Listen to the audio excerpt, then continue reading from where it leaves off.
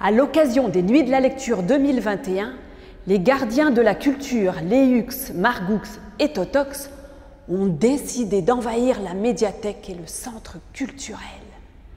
Allons-y, suivons-les.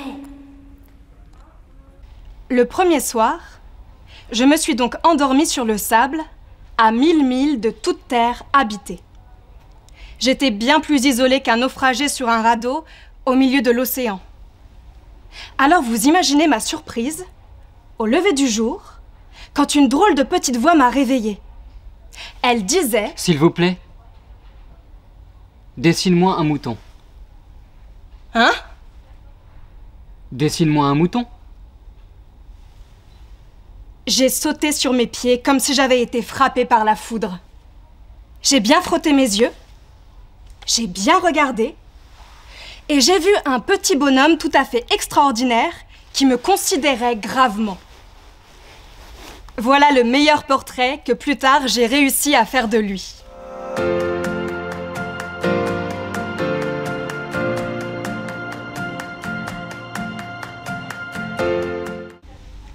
Voyage en Provence. J'ai passé un mois seulement sur le rivage de la mer Bleue. Le rapide, c'est ainsi que les méridionaux appellent le train que l'on prend à Paris à 7 h du soir, nous déposer à Marseille le lendemain à midi.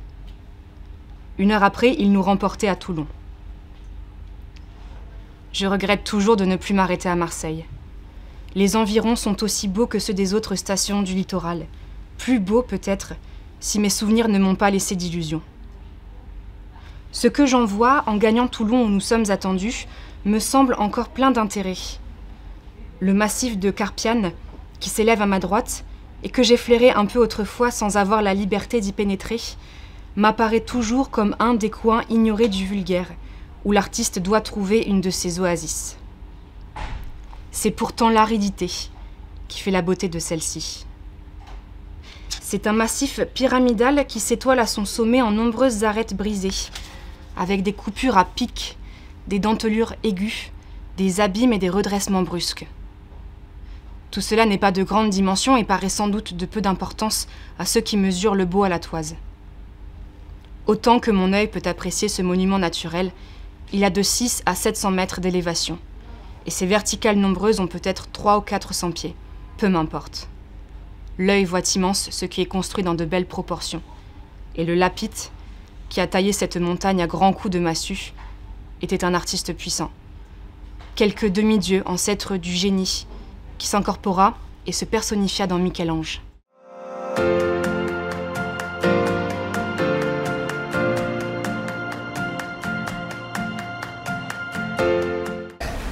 Là, on va faire une lecture d'une auteure qui s'appelle Emma et qui écrit des petites BD qui sont assez connues parce qu'elle en met aussi sur Internet.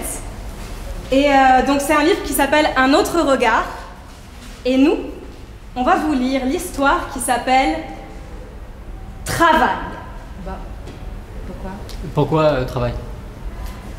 Dans cette histoire, je vais vous dire comment j'ai compris qu'on pourrait tous vivre autrement. Et pour ça, je vais commencer par décrire de quelle manière se déroule une journée normale de travail pour moi. En semaine, je me réveille à 7 heures. Bip, bip, bip. Déjà, je n'ai pas le temps de déjeuner, ni de voir mon fils qui dort encore. À ce soir. À ce soir. Pour rejoindre mon lieu de travail, je prends 3 moyens de transport. Le métro, puis le tram, puis de nouveau le métro. Comme nous sommes très nombreux, je reste debout. Une fois arrivé au bureau, je m'installe pour bien qu'on voit mon heure d'arrivée. Bonjour. Bonjour. Puis je vais chercher un café et je reviens exécuter mes tâches. Elles ne sont pas inintéressantes, mais ce sont les mêmes depuis 10 ans. Alors la plupart du temps, je m'ennuie un peu. Jean-René est un propriétaire d'usine et il voudrait fabriquer quelque chose. Et si je fabriquais quelque chose ? Jean-René va consulter ses actionnaires. Alors, je pensais qu'on pourrait fabriquer des prothèses de bras. Absolument pas. La demande est trop faible. Et un handicapé, c'est pauvre. On peut même pas les vendre cher. On va faire des troisièmes bras pour les pas handicapés. Mais personne n'a besoin d'un troisième bras. Bah, bien sûr que si. On va faire de la pub. Et puis on mettra un troisième bras au héros du prochain film de Luc Brison. Et voilà. Il est plus rentable pour Jean-René de fabriquer un produit à la con qu'un truc utile. Le profit et l'humain ne font pas bon ménage.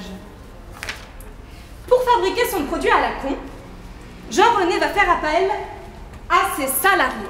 Jean-Yves, Oui, voilà 1 euro. Fabriquez-moi un bras. ok patron. Et il le revendra beaucoup plus cher que ce que ça lui a coûté. Patron, Oui, je voudrais un troisième bras aussi. très bien. C'est 250 euros. Mais je l'ai fabriqué pour 1 euro. Eh oui, mais c'est mon usine. Oui, juste parce qu'il possède.